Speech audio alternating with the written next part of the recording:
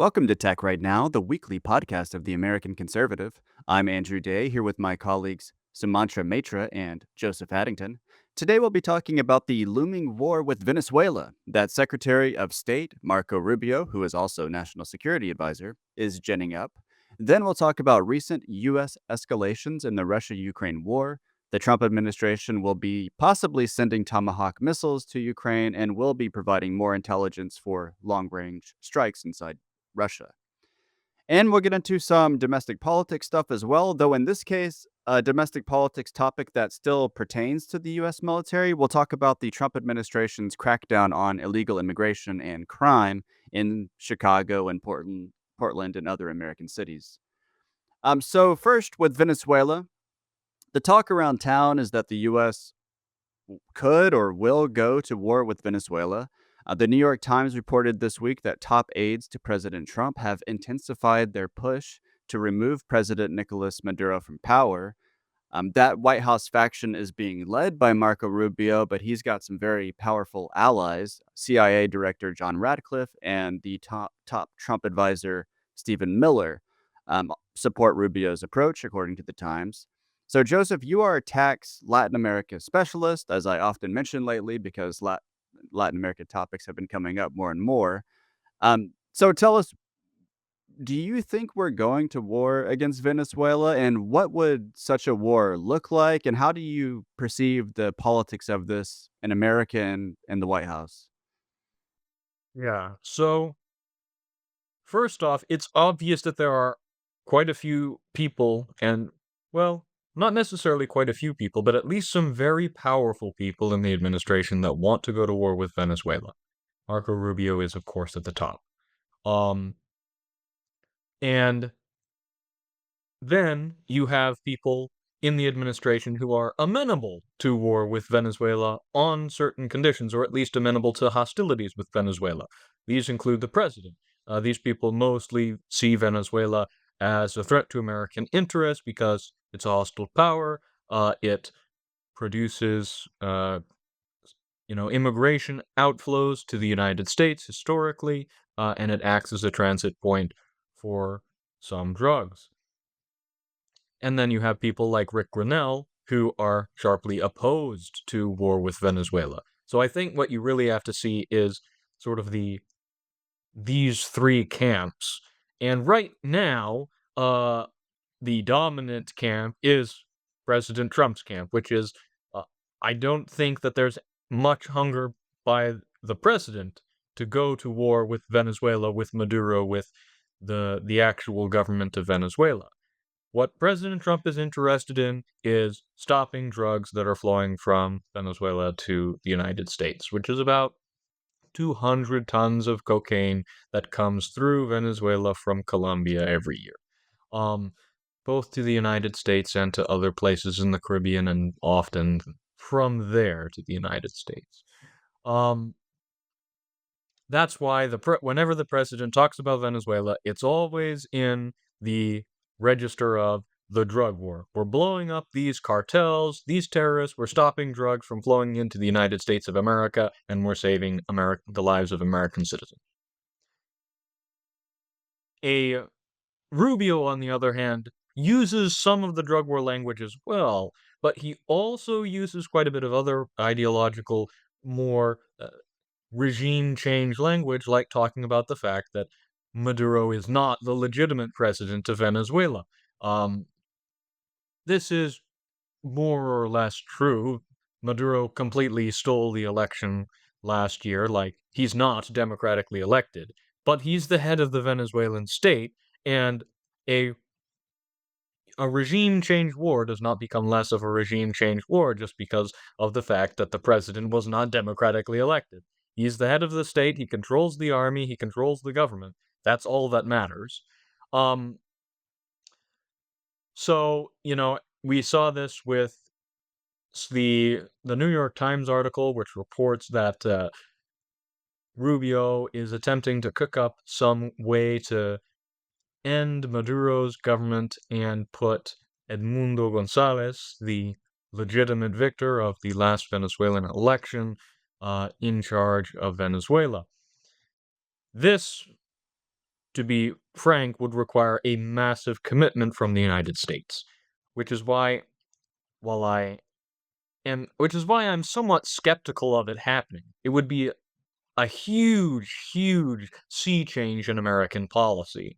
Um, in 1989, we went to war with Panama to do a regime change operation against Noriega there, and that required upwards of 20,000, almost 30,000 American soldiers involved.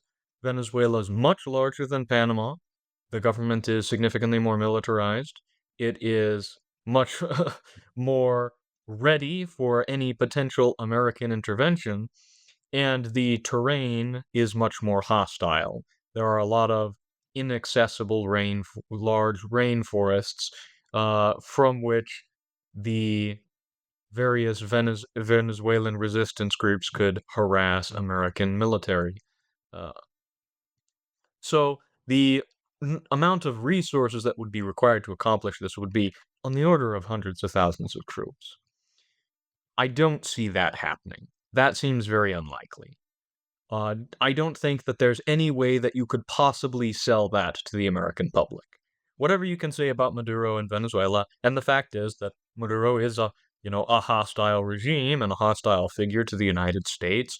Uh, he his government provides a source of foreign influence for Russia, China, in the Western Hemisphere, uh, and so on and so forth.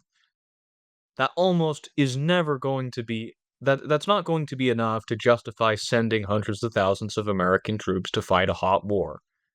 Uh, the impact on everyday life of Maduro running Venezuela is simply non-existent for the average American. So I'm very skeptical that that is actually possible. And that's what would need to happen if we were going to do a regime change operation. There would need to be a military occupation. Um, on the other hand, the probability of getting into sort of low-grade hostilities with Venezuela I view as quite high.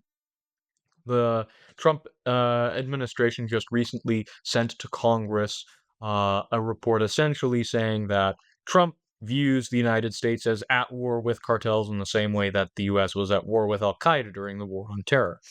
And those include very specifically the Tren de Aragua and Cartel de los Soles, the criminal cartels in Venezuela.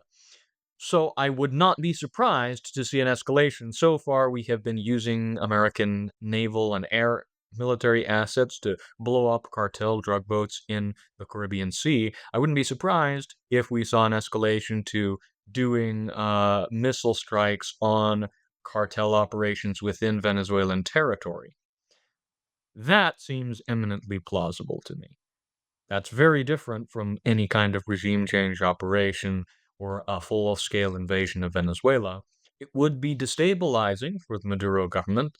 It would provoke probably some kind of retaliation, although not likely to be deadly retaliation from the Venezuelan military.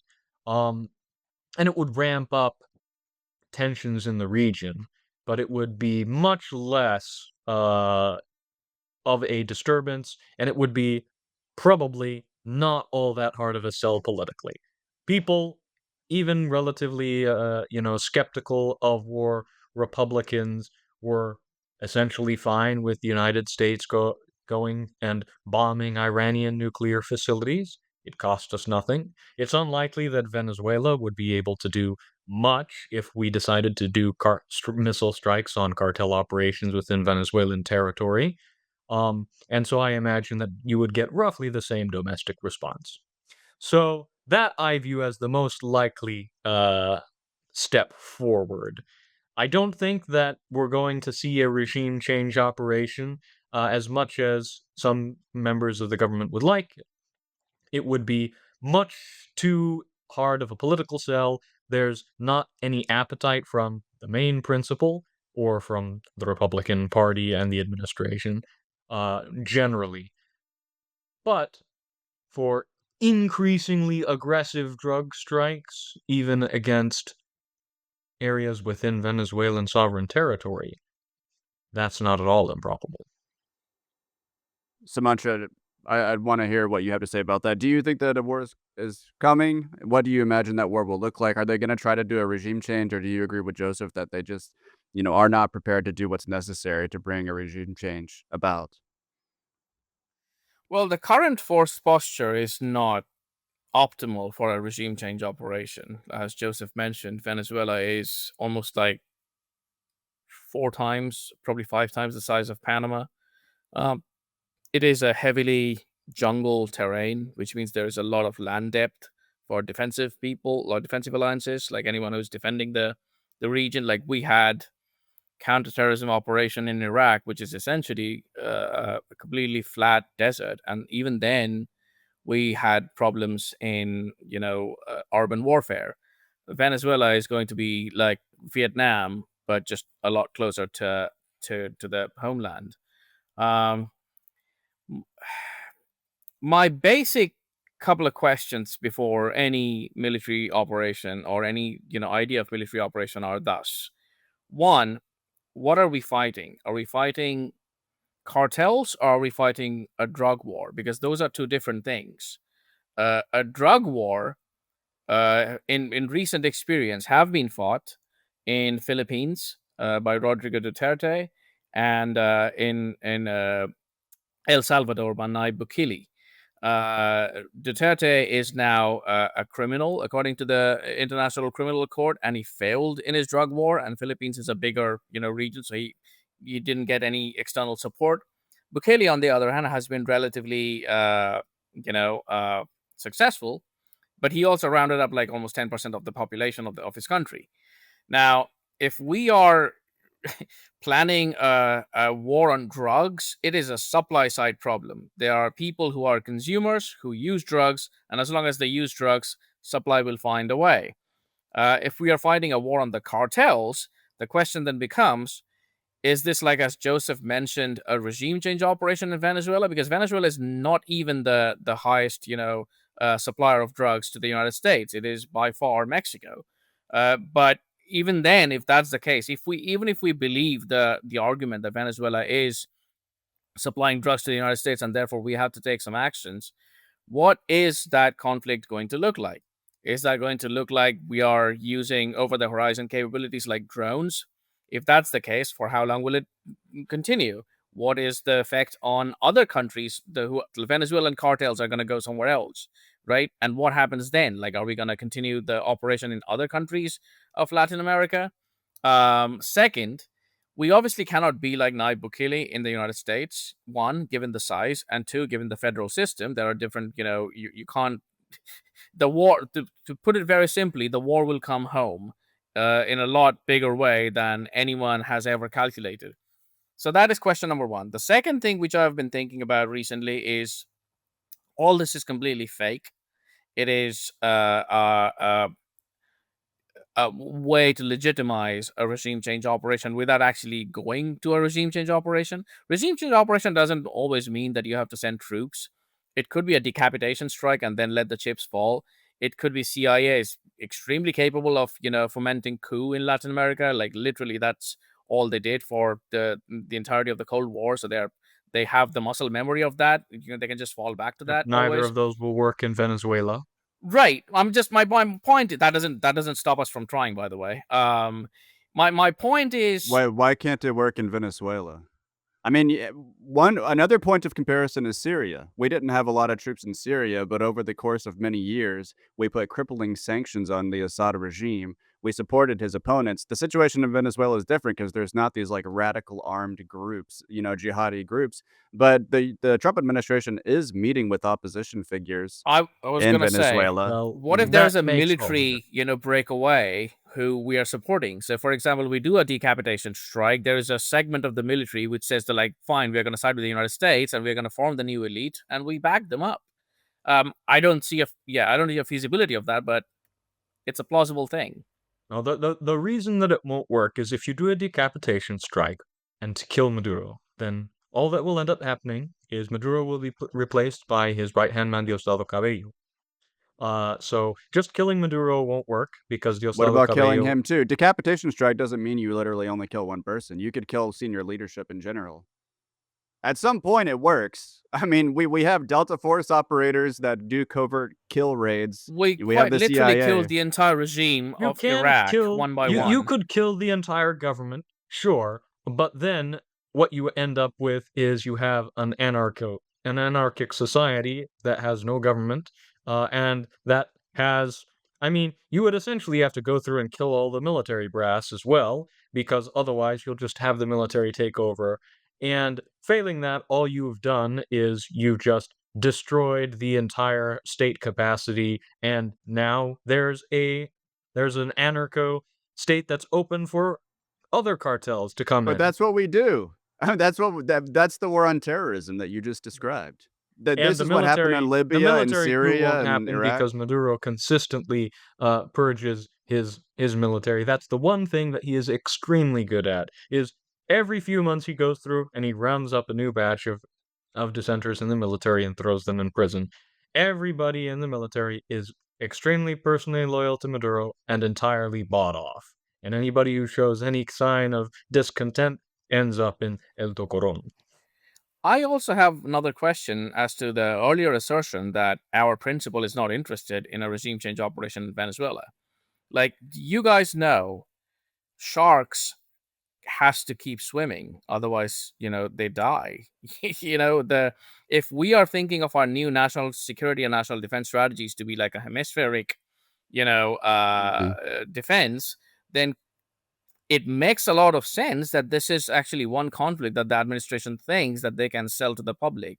Yeah. Obviously, doesn't mean that it's going to be successful or it's going to be continuous, but like there is a plausible way where we can see that the administration thinks, fine, we are not going to do a war in Iran. We are not going to obviously go with the. I mean, I don't know what about we are going to do in Ukraine. Clearly, we are not going to go to war with China on Taiwan. Maybe this is something which we can do. So I don't know. I'm kind of skeptical about that. I think actually a lot of this ideological vocabulary that Joseph, you were kind of laying out when you were talking, to me, it suggests that there is a potential regime change operation that's going to happen. Because if you think about the idea of the war on drugs, I mean, this is an obvious pretext for the reasons you mentioned, Sumantra. Fentanyl comes from Mexico. It's synthesized using chemicals that come from China. So we're basically talking about cocaine, but very little of it is sourced in Venezuela, and a pretty small percentage of it transits through Venezuela, It comes right? from So it's Colombia. right, it comes from Colombia. Some of it transports through, Venezuela, but not much. So that's a pretext, which makes you think, "Okay, what are they actually up to?" But I think that this, war on drugs vocabulary, it has a kind of, legal valence, right? Because 'Cause they're treating narco traffickers, drug traffickers as narco terrorists, right? To kind of frame them as enemies, that's people we can go after internally under the Alien Enemies Act, and as people we can go after, outside of the territory of the United States under, war on terrorism, you know, legal justifications. And then also when they talk about how Maduro isn't the legitimate leader, how he's a narco trafficker, how he's been indicted in the New York court, how I believe, for narco trafficking. One reason of doing that has like an international legal valence because you're allowed to go to war with another country if that country has attacked you or if the UN National Security Council allows you to, or if the country that you're going to war with has invited you, their government has invited you to invade them or intervene in some way. So they can say, oh, yeah, this guy who won the election is inviting us. We have their consent to enter this country, right? So the way they talk about it, the obvious, pretextual nature of the justifications so far, it makes me, and the huge amount, the huge military buildup, which is insufficient for a ground invasion, as you mentioned, Joseph, but also it's overkill if they're just taking out a boat every now and then, like a civilian vessel. Um, and then, this reporting by the New York Times and The Guardian on Marco Rubio's, ambitious plans. And, we mentioned how Marco Rubio is in a battle with Rick Grenell. I'm sorry, it seems like Rick Grenell has lost. Marco Rubio is the Secretary of State and the National Security Advisor. Rick Grenell is putting on plays at the Kennedy Center. Okay, he's also some sort of special envoy. But Rubio's in charge. He's probably the second most powerful person in America after Trump. Joseph, I'll give you just quickly the last word before we move on to Russia, Ukraine, if there's anything you disagree with or want to reiterate about what Sumantra and I said? Sure. The only thing that I can say is, as it stands, it seems unlikely that we are going to do anything other than other than airstrikes from a distance. Simply because we do not have the capacities to do anything more significant than that. And I don't think that it makes any sense. As much as you can say we can just do a bunch of decapitation strikes on them, the point is to do regime change, and to do regime change, you do need boots on the ground, even if you decapitate the regime first. Um, so, I We mean, didn't in I Libya. Yes, but there were actual armed groups True. available. But in Venezuela, there's nothing like that. That's true. There is a counter elite that could take over some amount of the government, like Maria Corina Machado, and hangers on, etc. Um, but they have no state capacity whatsoever, unlike a rebel group. They would not be able to march into Caracas and maintain themselves in power. They would need American troops for that to happen. So I don't think that it makes sense as it stands for us to do anything. Now, what I do think is that this suggests that there is a real possibility that if we begin to move more ground troop assets into the Caribbean Sea, that this could be a possibility. As it stands, I think we're only likely to be able to do airstrikes from afar, or missile strikes. Um, on the other hand, if our force posture begins to change materially, then we could be in for some serious trouble there. Okay. That makes sense. We'll keep an eye on this. It does seem like something has changed the last week or two where people are suddenly convinced that we are doing something big in Venezuela. So we'll keep tabs on that. But let's talk about Russia, Ukraine. And on this topic, Sumantra, I want you to take the lead because you know a lot about this. The Trump administration seems to be escalating U.S. involvement in the war, increasing support for Ukraine, which many analysts did not expect. This week, reports surfaced that Trump is considering providing Ukraine with Tomahawk cruise missiles, which are longer range than the missiles the U.S. has so far provided. And yesterday, the Wall Street Journal reported that the U.S. will provide Ukraine with intelligence for long range missile strikes on Russia's energy infrastructure, which seems like an actual policy change because previously, the journal was reporting that Albert Colby wasn't allowing this kind of thing. All of this comes a week or two after Trump's Truth Social post, in which the president said Ukraine can win back all its territory and perhaps some Russian territory as well. So, Sumatra, what is Trump up to? And what considerations do you think are driving this apparent change in approach to the Russia Ukraine war? And do you think that this escalation, if indeed you see these as escalations, do you think it's dangerous? So I'll start with the last question first. Yes, it is an escalation, and yes, it is extremely dangerous. And for what it's worth, it's very short-sighted. I mean, it's got nothing to do with what the administration even came to power, you know, claiming that they're going to do. Like this is if we genuinely are a peace-seeking administration, then whatever it is, giving extra weapons to a country doesn't really, demonstrate our interest in seeking peace in that region. So let me go back to the beginning. I mean, unless the president is privy of intelligence, which we are clearly not, about a sudden Russian collapse or some extremely, you know, um, cleavages within the Russian society when it comes to the conflict, it is suffice to say that it is a stalemate, what we are seeing now, right? It is an attritional war where two sides are essentially in a conflict when neither side is, to be honest, very capable. I mean, you get to talk to a whole bunch of Russians, and they are, you know, Overconfident. yeah, they're very confident that they're going to, like, eventually just, prevail over, but that eventually can take like 10 years, 15 years time. And I don't know if that's something. I mean, if whether Vladimir Putin is going to be alive in 15 years' time. It's just it's a different question altogether. On the other hand, the Ukrainians are obviously, I mean, to be fair to them, it is their country that they are fighting for. So it's understandable that they have, and I don't want to be a part of this conflict. And even I can say, like, look, this is at the end of the day a massive pull of nationalism, and I support that. I think what has changed so far is ever since this administration came to power and won the election, there has been a contradiction in the rhetoric. On one hand, we keep saying that we are a peace-seeking, administration, and we want peace. On the other hand, we keep saying that this war is killing a lot of people. This war is killing a lot of people and needs to come to an end, which nominally is very similar, but upon deeper reflection, demonstrates a slight contradiction in the way we are seeing this war unfold, whether we are a co-belligerent of this conflict or whether we are a neutral referee. This is key. Every single strategy or grand strategy when it comes to that would start from the vantage point of where we are standing. What is our geographical interest in that conflict? If we say, as the president, the vice president, including the first visit of Zelensky in the Oval Office demonstrated, if we say that we are not a party to the conflict, we are neutral referees, we just want you guys to stop fighting, the question then becomes, what if those guys don't want to stop fighting?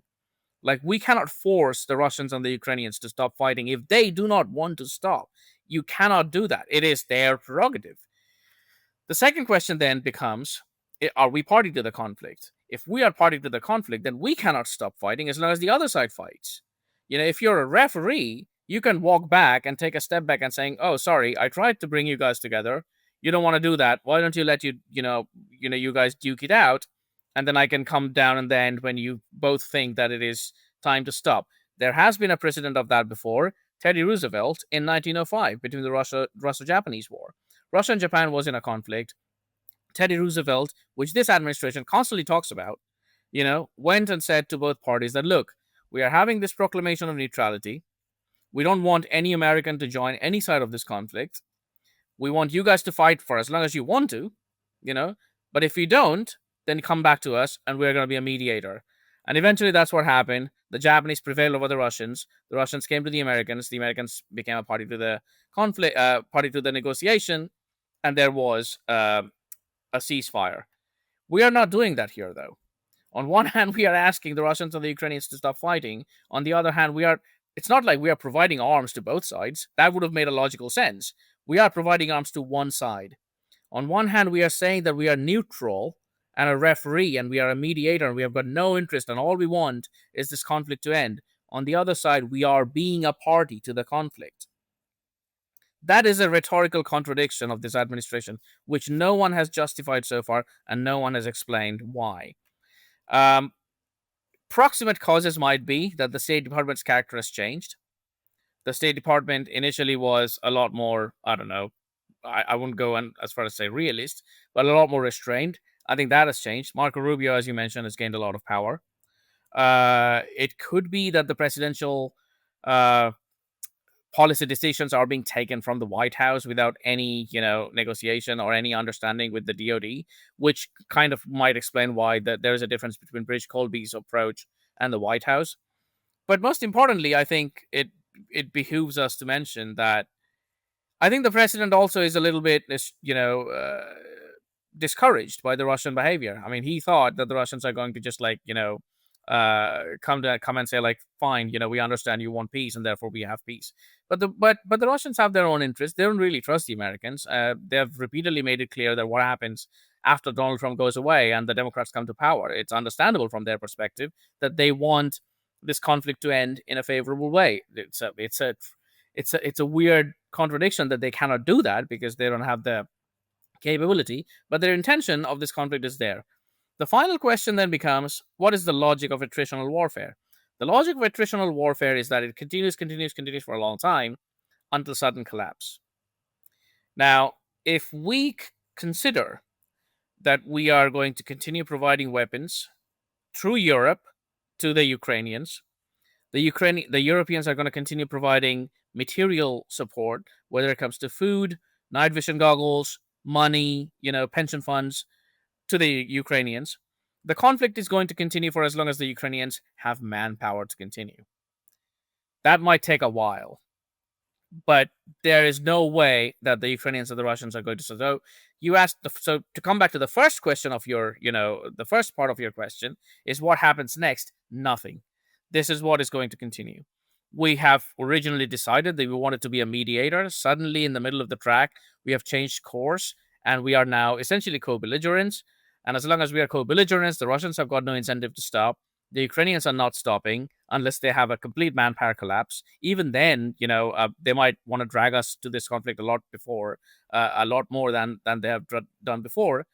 But so far, in the near foreseeable future, I think only doubling down, and I think that's a betrayal for this administration. Like they came. I don't think majority of the Americans actually want to be a part of this conflict or be co-belligerents in any way or form. I don't know. I feel like most Americans do support Ukraine.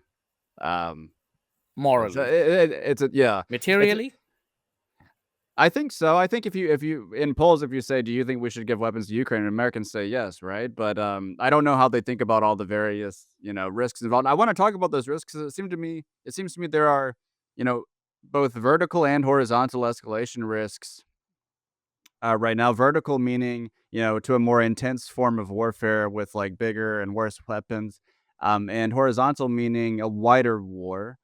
And we're seeing it kind of from both sides. We had been talking a couple weeks ago about these drone incursions and general air incursions, also including fighter jets from Russia into European airspace, the airspace of NATO countries. There's like a long list of countries now that have seen these drones. I mean, in the latest examples, it hasn't been confirmed that they come from Russia. So in Denmark and Germany and I believe Lithuania, but it seems pretty obvious to me that there's some sort of systematic probing or signaling or warning on the part of Russia. I think they want to make Europeans feel the consequences of their support for Ukraine. So they don't think that this is that Europe can just indefinitely support Ukraine without consequence. And then, this I want to hear more from you, Sumatra, on the whole Tomahawk missiles thing, because Tomahawks can hit Moscow, like from Kiev. Like they have the range to do it. There's some analysts like Jennifer Kavanaugh, who we both know at Defense Priorities. She's very skeptical. She says that Ukraine doesn't have the launching platforms and that we're unlikely to give them these launching platforms, that they would need to actually use Tomahawks. And then Trump has only said he's considering providing these to Ukraine, and Vance didn't rule it out. So maybe this is intended to give some pressure. But, Zelensky has wanted Tomahawks for a very long time. And he's been insistent enough that I think he, for some reason, I'm not a military expert, but he seems to think that they would be helpful for Ukraine's military effort. Um, and if Trump has kind of vaguely threatened before that Moscow should be hit, you know, by Ukraine. Um, at least that's been reported. So if that happens, like Russia had recently changed its nuclear doctrine such that an armed attack by a conventional power with the support of a nuclear power, so obviously this is referring to an armed attack by Ukraine against the Russia Federation, Ukraine supported by nuclear armed NATO powers, would be grounds for retaliation against all those NATO powers. And then this change in doctrine also lowered the threshold for nuclear use. And the combined effect, the intended kind of warning was going to be like, we might nuke you if you, you know, facilitate Ukrainian strikes that pose a serious threat to the Russian Federation. And that's, Tomahawk strikes on Moscow would fit that description. Like that would require targeting assistance, maybe even actually guiding the missile to its target, not just like locating the target. By the U.S. basically. Like Trump lately has been trying to make a distinction between NATO and the U.S., but let's be real, the U.S. runs NATO, especially its military component. So can you talk about these escalation risks, and specifically the Tomahawks thing? Like, is it plausible that Ukraine's going to strike Moscow with Tomahawks in the next few months or something? I mean, that's a $1 billion question. The answer is I don't really know. I don't. I mean, I hope that Jennifer is right. That we don't ultimately give it, and it's kind of like a negotiation tactic. Um, the Russians have clearly signaling, even if the logic of deterrence is like, it's not that you kill 10 of my people and I kill 10 of yours. The logic of deterrence is like, you kill 10 of my people, but I can also kill you. Like, it could be just one. And the idea that the Russians are moving drones and all the other things nearby, and they're constantly signaling that they can, cross the threshold and the air defenses, is essentially that. It's a signaling. It's not the fact that Russians are going to nuke Denmark tomorrow if there is a NATO-Russia war, but they are showing that, by the way, your support, if it rises up the escalation ladder, then we can also, keep on climbing the escalation ladder. And that is the key of deterrence. Like, it's there is no end to, you can keep climbing this spiral up until to what end. There is no, the end game is always complete destruction of humanity. um as for tomahawks, you're absolutely right. I mean, so look, proxy wars, everyone knows who's fighting, but the reason they're proxies because, one, it is geographically limited, and two, it gives you a plausible deniability. The fact that tomahawks can actually tomorrow strike the Kremlin destroys both of those. When we were having a proxy war with the Russians in Afghanistan, the Afghans were not going and hitting even the southern Soviet Union, for example. Same with them in Vietnam. The Vietnamese army were not coming to the United States. In fact, when they tried to come to Cuba, there was this massive nuclear blockade. If we consider Ukraine to be, at the end of the day, forget about all the democracy and all that nonsense. If it's a proxy war to bleed Russia, the only difference of this being a proxy war and being an actual war is major weapons and platforms from the United States hitting Russia. And you're absolutely right. We can keep saying that NATO is not US, European Union is not US. We have only sold these weapons, but everyone knows how these weapons are used. The targeting coordinates are provided. The satellite data is being provided by the United States. So it's going to change the calculus of Russia to a level that we haven't seen so far. There could be a total mobilization of war, in which case, like, the chance of the entire Russian might falling on Ukraine would be high. But also, far bigger than that is the risk of climbing up the ladder. Like I mentioned in the previous question, we still don't know what we want from this conflict. If the idea is like, we need to get out of this conflict, then we are already going the other way by providing weapons. But if the idea is to bleed Russia to the point where the Russians can understand that we are bleeding them, but they can't really do much about it, then I think we should try and keep the thing very localized in Ukraine rather than letting it spread to Russian borders. Now, obviously, we can't stop the Ukrainians from using drones to strike Russia, but those drones really have that much capability anyway. It's their kinetic force is essentially like a couple of apartment buildings. That isn't too much of a risk for Russia. But tomorrow, if there are major cruise missiles starting to hit Moscow or St. Petersburg, that is a whole different conversation we are having. And at that point of time, the Russians are well within their doctrinal rights, at least, to climb up the ladder to at least tactical nukes. And after that, all bets are off. Yeah. Yeah, it is concerning. And I can't tell if the Trump administration is trying to kind of scare Moscow a bit right now, or if they're actually going to, back this up. We'll see. Joseph, sorry if you had a lot of brilliant insights to share about Russia, Ukraine. I actually want to move on to this third and final topic: this escalating crackdown by the Trump administration on illegal immigration and crime in American cities.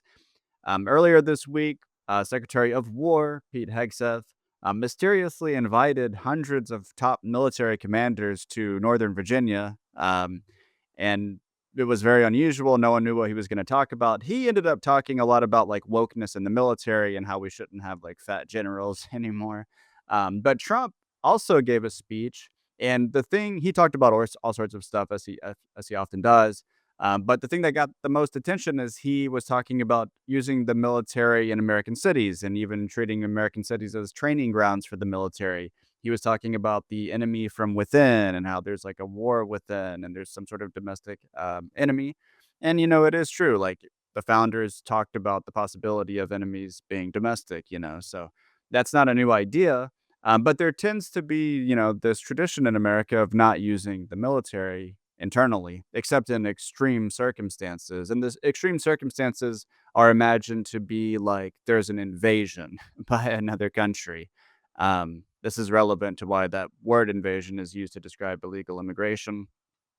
Um, so and then, we're sending National Guard troops to Portland. I think they're starting to see National Guard, like, vehicles and stuff on the streets of Portland. We're seeing the actual National Guard, like, federal troops in Chicago. They're using, like, helicopters and drones and stuff to take out, suspected Venezuela or Tren de Aragua, I believe. I know some sort of cartel, Latin American cartels. Um, and then other cities mentioned by Trump as potential targets for a crackdown include New York City, Los Angeles. So the biggest cities, and then Memphis has been on this list as well. So I'd be curious, Joseph, to just get your sense of, um, you know, whether you think that this is necessary. Do you have any constitutional concerns at the level of like, civil rights? Um, and do you think that this can work, like, to make these cities safer? Sure. So there's obviously the sort of basic constitutional concerns, which is that traditionally we have in the United States a pretty strict separation between civilian policing and military forces. And that is valuable because it prevents the military from being accustomed to essentially using military force on American citizens, and police departments have the function of enforcing the civil laws. I think that is something that's valuable. At the same time, um, what the reason that we see this response is because Republicans broadly have gotten pretty fed up with the way that Democrats are running their cities. And everybody suffers because Democrat uh, governments in cities that control the police departments and that control the district attorney's offices that prosecute crimes are simply not arresting criminals and not charging criminals when they're arrested, and then letting them out early even after they're convicted and sentenced. Um, and so this affects mostly people in the cities, but it affects everybody to some extent. Um, because criminals don't only stay in one place; they travel sometimes too. And And because, so Americans, like to visit cities, even if they don't live exactly, in and them. other Mhm. people visit cities as well. And so there is a question: if we can do relatively simple things to stop crime, why should we live like this? We don't have to live like this. I think Americans are increasingly fed up with the fact that Democrats are permissive towards crime and are realizing, actually, we don't have to live like this. We can do things about this. And that's what Trump is a demonstration of. And I think that it can work, actually, because of the simple fact that the reason that we have this amount of crime is because Democrats don't enforce the laws. And so if President Trump goes in and actually begins surging law enforcement and arresting criminals and showing the force of the law on the street, then yes, crime will diminish. That's that's how it works, and it always has. So it will work, and I do think that there's a very good political case for it as well. If you surge in the National Guard into the cities and crime goes down, you are concretely demonstrating to the American public that we don't have to live like this. Crime is an entirely solvable problem. It's the Democrats' fault for not solving it, and Republicans have a plan to solve it, and it's proven to work. So on a political level, I think it's a fantastic idea. Um, at the same time, I do think that people should be very concerned uh, that, or rather, that we should be careful to ensure that we don't get uh, any kind of sort of tyrannical use of the military, or the sort of normal use of the military in enforcing sort of regular civil laws. If the military, if these surges into cities remain something that's novel and unusual, they remain strictly focused on, for example, cracking down on cartels, then I think that's probably fine. So, but from Well, it political seems like standpoint, it's a great idea. they're not just. I don't think they are just targeting cartels because in Portland, for example, and I think also in LA and maybe some other cities, the justification has to do with like Protecting protecting ICE. ICE. Mhm. Yeah. I don't know if you have Well, anything you want to say on that. that I think is a lot of that is essentially cracking down on Antifa and these kind of left-wing quasi-terror organizations, and I have always been an advocate for that. I think that the federal government is the only possible way that you can crack down on these kinds of organizations because they deliberately organize and base themselves only in areas with friendly legal jurisdictions. Yeah. And it's still, connected to the crackdown on these gangs because, like, ICE is needed to remove them, but ICE can't perform its duties. So it makes sense. It's Sumatra, the adminis quickly, do you, it's facilitating the administration of border enforcement, which is fundamentally a federal authority. So, right. Yeah. no, Sumatra, if anything you what want I to add think on that this should topic? actually be done is I think that states should take a lesson and should begin stripping powers from local governments that refuse to enforce the laws. Yeah. Like Republican Like red governors states should. should if cities in red states have proven incapable of enforcing the laws and establishing law and order, Uh, city and local governments are a creation of the state government. They can just strip them of their power to govern themselves and say, Yeah. "Okay, Yeah, actually, I think this whole issue is a little difficult for foreigners to understand because you have to explain like, okay, the mayors are in charge of police forces, but governors are in charge of National Guard, but the president can, be in charge of the National Guard of the states if needed in these circumstances. But yeah, and then you have these like interesting permutations of like blue city, red state, like what can happen there, what do the politics look like there? Sumatra, do you want to add anything on this? Very quickly, uh, policing is a linear process. Intelligence is a circular process.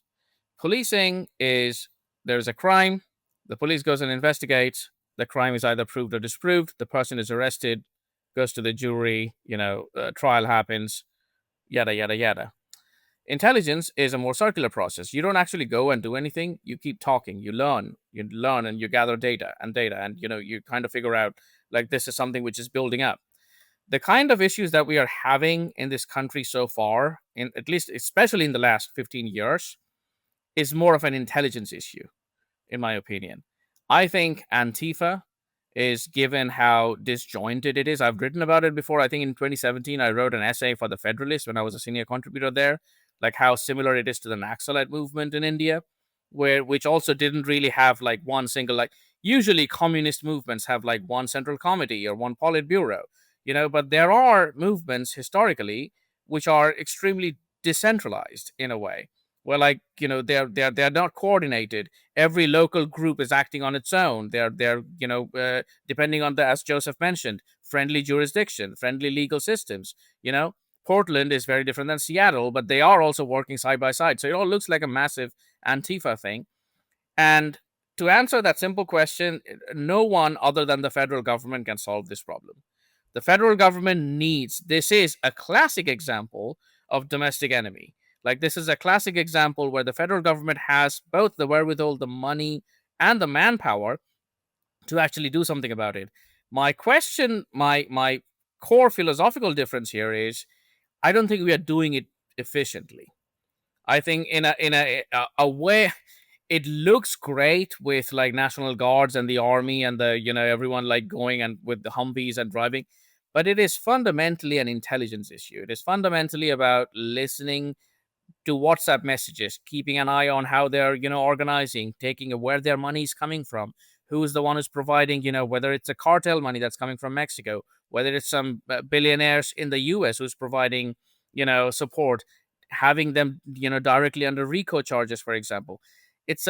All of these things could be done in a much more subtle and a very competent, smart, and efficient way, very discreetly, without. I understand why the Trump administration wants to do this in a very public way as they're trying to do because of the midterms coming and the optics looks very different. But I think overall it is actually a very inefficient way of doing, what we are trying to do. I think that there are a couple different things. First of all, for general crime problems in the city, flooding additional law enforcement in and just having their presence will reduce crime on the street.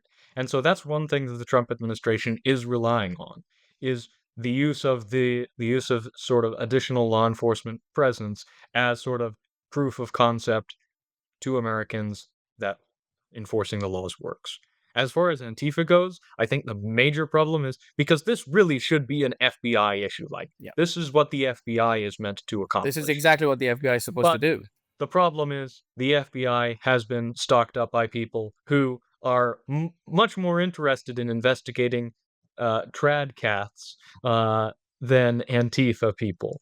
They want to go after the hypothetical Christian nationalist terrorists out there, and are more than happy to cooperate with the Southern Poverty Law Center and other Antifa adjacent Not anymore. organizations. So it's just Yeah. the Trump administration has to work with the reliable forces that it has, and those are mostly things like the National Guard and ICE that can actually be expected to accomplish instead of deliberately undermining their policies. At least until Cat finishes firing everybody that works for the FBI. The FBI just severed its ties with the ADL, right? I don't know about the Southern Poverty Law Center, but the ADL played a big role in like giving the FBI information about like, supposed white nationalists and like Christian nationalists and stuff. I think we need to wrap it up with our picks of the week. And I'm going to pick a piece called The Normalization of Assassination by George D. O'Neill Jr. I just finished reading and reviewing The Fort Bragg Cartel, a book by Seth Harp that's getting a lot of attention. And one of the things he talks about in that book is how the war on terrorism by the time of the Obama administration had just become this like covert kill fest where these special forces operators were just getting lists of people to kill, and then they would go in and they would do the job, and then they would take all of their like phones and stuff with the people they killed and create like a network looking at all of their contacts and then go kill them the next day.